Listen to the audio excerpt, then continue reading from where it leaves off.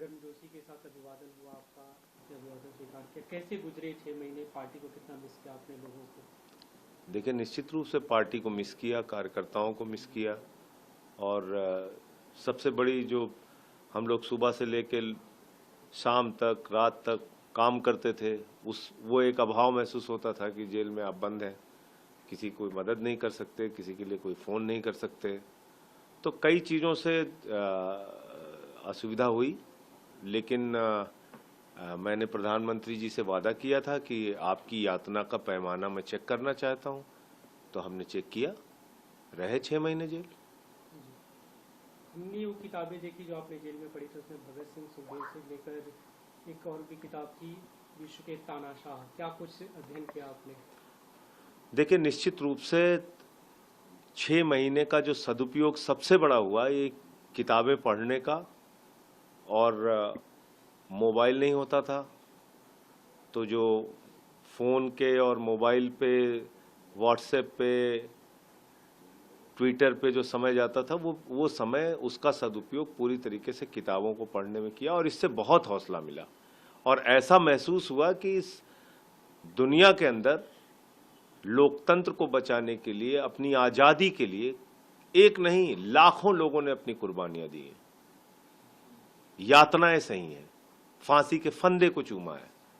तो जो भी कभी भी लोकतंत्र को बचाने के लिए काम करेगा, अपनी आज़ादी के लिए काम करेगा, लड़ाई लड़ेगा, उसको यातनाएं झेलनी पड़ेंगी।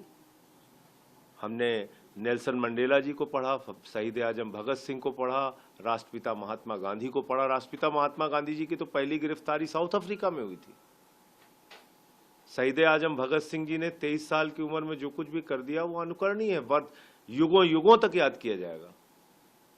और मैंने तो कल उनकी लाइन भी पढ़ी, जब उनको फांसी की सजा हो गई और उनके भाई उदास थे, तो उनको एक पत्र लिखा भगत सिंह जी ने, और उस पत्र के अंत में एक लाइन लिखी कि उन्हें ये फिक्र है हरदम नया तर्जे जफा क्या है।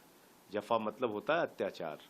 उन्हें ये फिक्र है हरदम नया तर्जे जफा क्या है, हमें भी शौक है देखें सितम की इंतहा क्या है।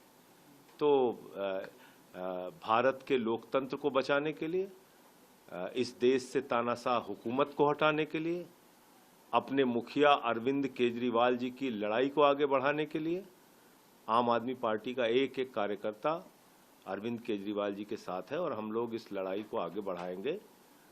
ये गलतफहमी किसी को नहीं होनी चाहिए, भाजपा के लोगों को, कि केजरीवाल जी को, मनीष सिसोदिया को, सत्येंद्र जैन को, हम लोगों को जेल में रख के वो कहीं सफल हो जाएंगे। ऐसे समय में आपको बेल मिली, ऐसे समय में रिहाई हुई, जब आम आदमी पार्टी की तरफ से जो टॉप लीडरशिप थी वो पूरी तरह से खाली हो गई थी जगह, और एक चुनौती से गुजर रही थी, तो आगे क्या कुछ रणनीति रहेगी? खासतौर मैं माननीय न्यायालय को धन्यवाद दूंगा, और आगे की रणनीति पार्टी तय करेगी। मैं पार्टी का कार्यकर्ता हूं, जो पार्टी का निर्देश होगा उसका पालन करूंगा। लोकसभा कैंपेन को लेकर खासतौर जो भी पार्टी का निर्देश होगा उसका पालन करूंगा।